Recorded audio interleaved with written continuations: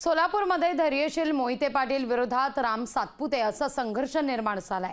Ram सातपुतेंचा parcel पुन्हा बीडमध्ये पाठवून देण्याचा निर्धार धैर्यशील मोहिते पाटलांनी केलाय। मोहिते पाटलांच्या या घोषणेनं राम सातपुतेंसाठी सामना जरा कठीणच झालाय।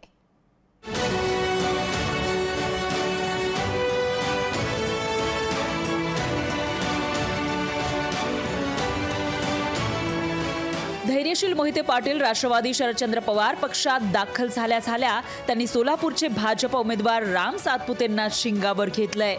मोहिते पाटील घराण्यानं 50 वर्षात कोणताही विकास केलेला नव्हता असा आरोप राम सातपुतेंनी केला होता।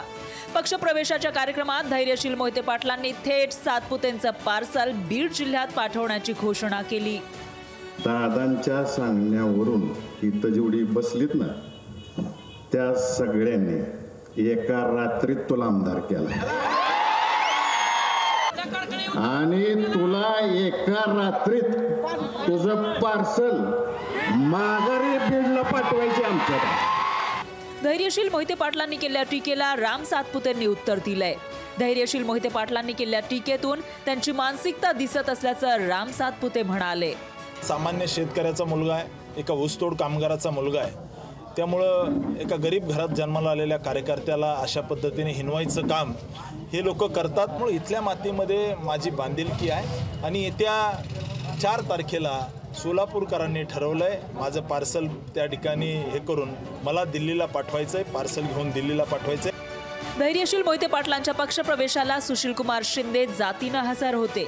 मोहिते पाटलांचा सोलापूर जिल्ह्यावर प्रचंड प्रभाव आहे।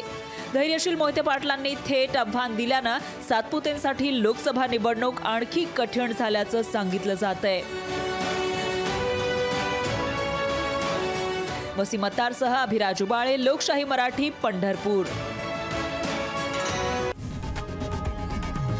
लोकशाही मराठी ऐका, पहा, जागरूक रहा।